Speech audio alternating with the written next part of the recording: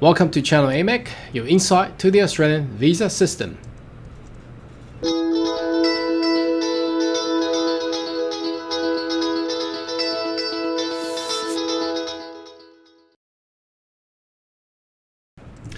Good day everyone, my name is Carl Young, your online visa consultant. Now today, in this video, I would like to keep you updated of the news that I received on the 7th of September 2020. So there are numbers of updated news in regards to general skill migration, and there are some look out for the opening of all the state nominations and some other news related to all the visa applicants and visa holders who are actually looking into staying in Australia.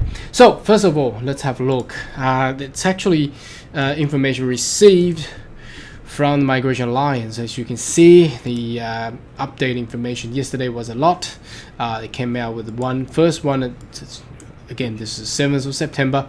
The Department of Home Affairs has announced the actual instrument has been implemented for 408 under the COVID-19 stream. So previously you may experience that you have announced such and such visa, but once you click into email account, you cannot find anywhere that you can actually input and select of such. So what had happened is that they had finally made it happening after 6 months of the COVID-19. Well, honestly, I think the effectiveness of this is very inefficient.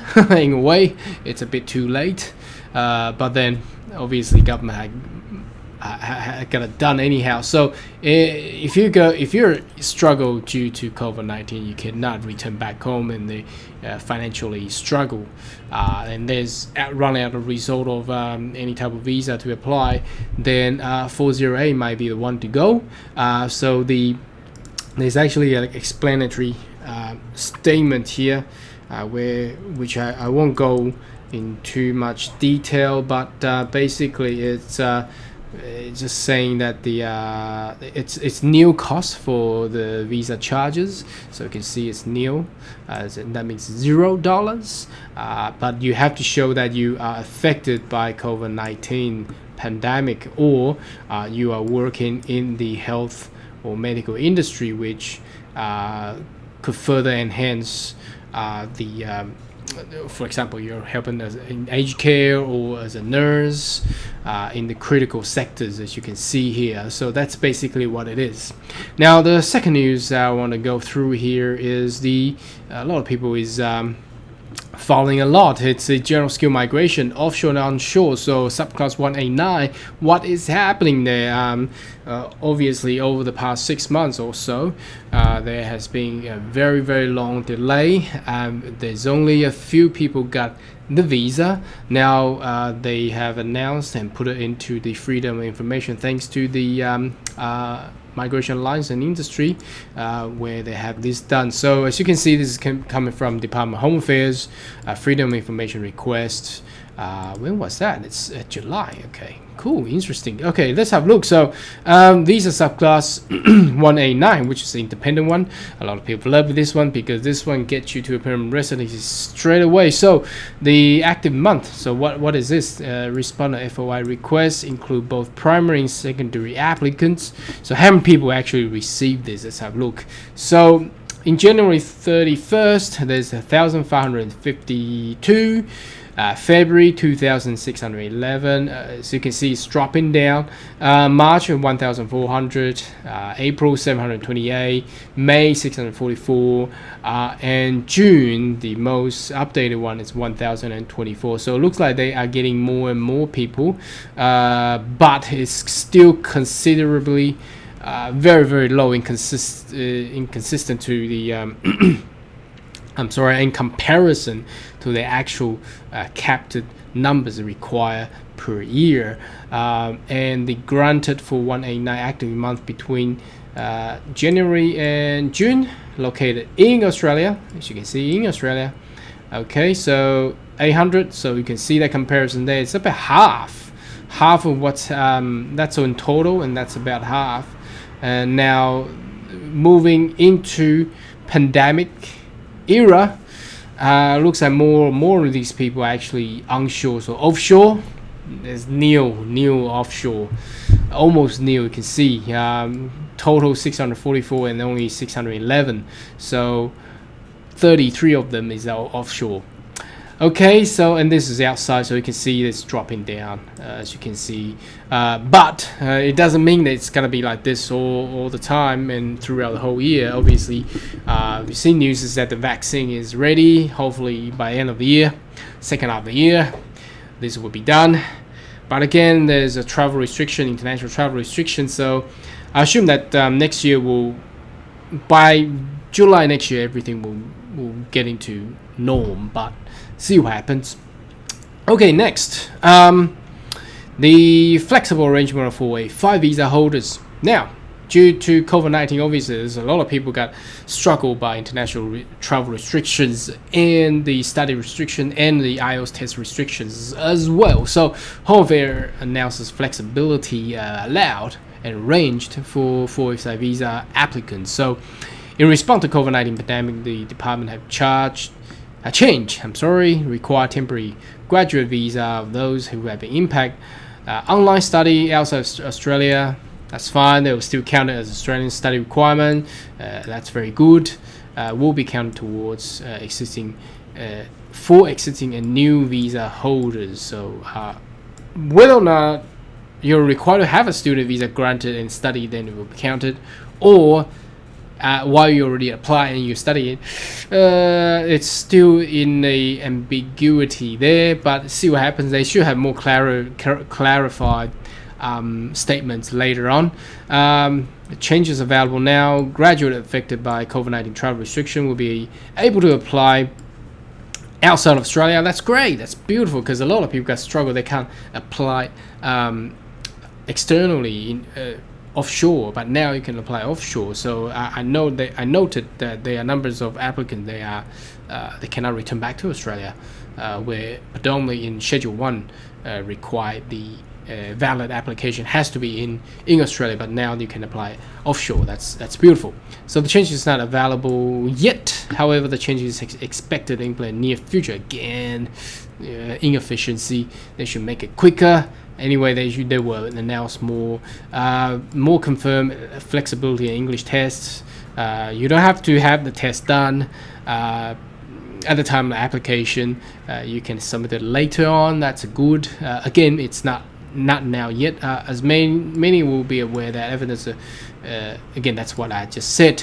When you actually make an appointment in one or more of these services, which will be more than 28 days. Yeah, there's a big delay at the moment. Okay, now move on next. Now, the Minister of Population and Citizenship, Honourable Mr. Alan Tudge, has made some proposal, I believe, instruments in regards to the citizenship. So, instrument operates authority class a person able to receive pledge and commitment of Australian citizenship. Pledge and commitment, Schedule 1 of the Act, established the form pledge must be undertaken. Blah blah blah. So basically, anyway, let's go into the explanatory note, see what's actually saying. Let me magnify that. I believe it's to improve the bilingual and English fluency attachment. So there's not much of saying here. More about human rights. Citizenship, multicultural. Yeah, it's more about collaboration of the multiculturalism. Public service level 6 for employee citizenship and division. The instrument does not substantially alter existing arrangements, so it's a minor change. It's about human right. You have to tick yes, and just to note that your right and acknowledge of the human right in a certain level. So that's not a big stuff here, but anyway, that's the news here. Now the next message from Immigration Program Division and Priority Migration Skill Occupation List. Now a lot of people already might notice this because this came out last week. I haven't updated this because I don't quite see it's very important, although it does say it's a priority migration skill occupation list. Now, that doesn't give you the priority to become a permanent resident. So on the 2nd of September, again, the minister says that to help out the Australian businesses and the industry and the communities, so they have set up this priority migration skill occupation list. Short form is PMSOL. So basically, it says if you are in these occupations, you'll be able to prioritize your application and to be exempt to actually fly in to Australia earlier than the opening day, which will be, I assume, will be early next year. So who are these people? So all these bulky stuff is that obviously the employer, if the employer want to sponsor. So again, PMSOL is more about employer sponsor. It's not for independent skill. So basically says that they want these kind of people being sponsored and come over to work. So that's what I'm saying. It's not really that important, because now the employer still have to go through all these very complex procedures, which I've assisted a lot of employers have got it done. They should make it more easier for employers to do this, because going through all these, it's just pain. And I doubt, unless it really needs, the employer will do this. So, for example, nomination lodged on after 1st of October, without evidence of job active advertisement satisfy all existing labor market requirements, such as those in action position, detailed duration cannot be approved. There are no provision that allow refund, blah blah blah. So basically, you still have to, from what I'm saying, from what I'm reading of, you're still required to do that. So registered migration agents ask the advise their client new requirement matter urgency, allow advertisement for upcoming position to be placed in job active with application for position able to accept it the last 4 weeks. So, again, I think that's the same as before.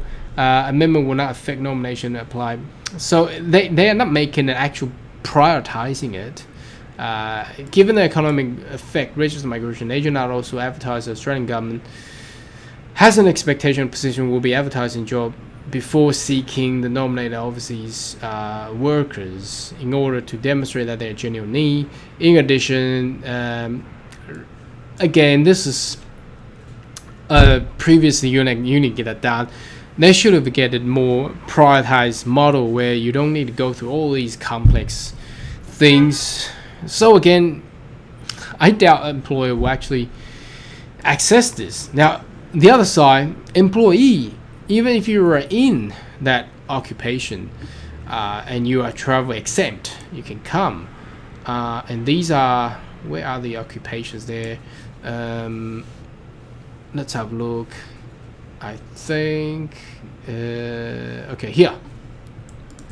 Now, these occupations are, oops, let's just wait for, okay. Of that, okay, these are the CEOs, construction project manager, mechanical engineer, general practitioner, resident medical officer, psychiatrist, medical practitioner, midwife, registered nurses, developer, programmer, software engineer, maintenance planner.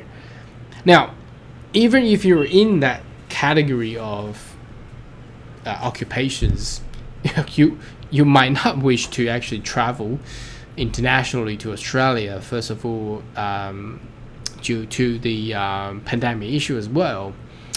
So are there any incentive? I think there is, but I don't think it's enough to actually attract, first of all, the employer to get these kind of things, because the complexity is still involved there, unless they should give more incentive, for example, waiving out the funds and fees.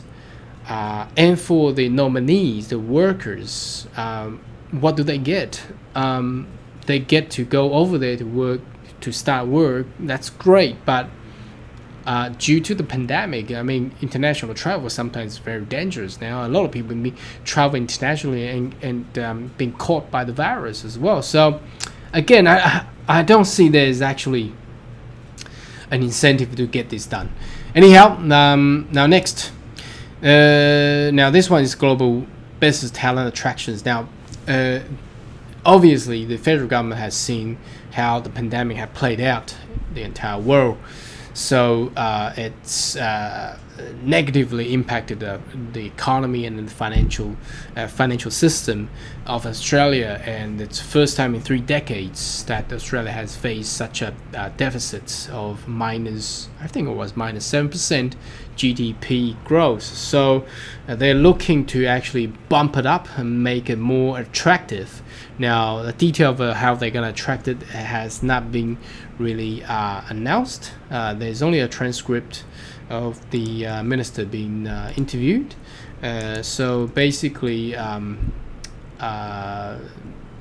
are actually only announced that they're looking to attract more businesses to create more jobs. But there's no detail of how they will implement it. And again, it will be interesting to see how that will play out, because it's not just Australia suffered; it's the whole world has suffered this pandemic time. Why would these business people choose to come to Australia? Would they benefit more, or they should go elsewhere? Especially with the new the trade war going on with between USA and China, and obviously Australia's been caught in the middle, and the Australian-China relationship had dramatically decreased in a way, and how that will play out. It will be interesting how they seek.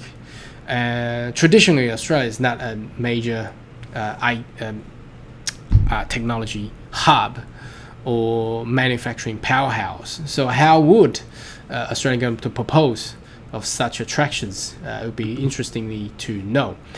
Now, the final news is again, it's reflect to what we just said: the task force to create jobs, attract business talent, blah blah blah. Again, there's no detail yet. Will be interesting to know to see how the senior business leader Peter Verwer, is that how it sound? To actually plan this out. Basically, I've seen the GTI, which I have announced to a lot of people.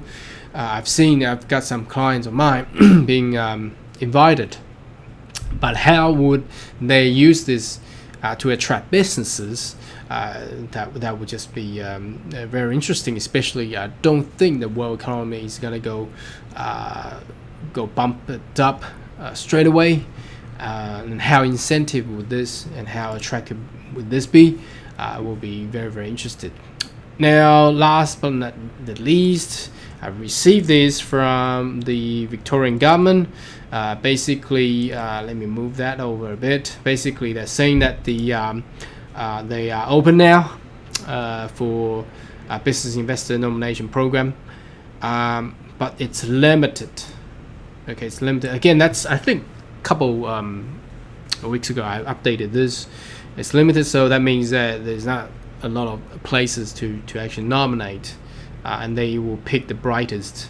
Again, they are saying that there's no change to the criteria, so it will stay the same, and they expected October after the federal budget announcement. They were moving to the norm.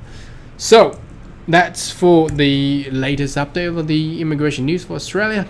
Now, should you consider to subscribe to my channel, so once we have more update news and insights, you'll be the first one getting it. Thank you for watching, and see you in the next video. Goodbye.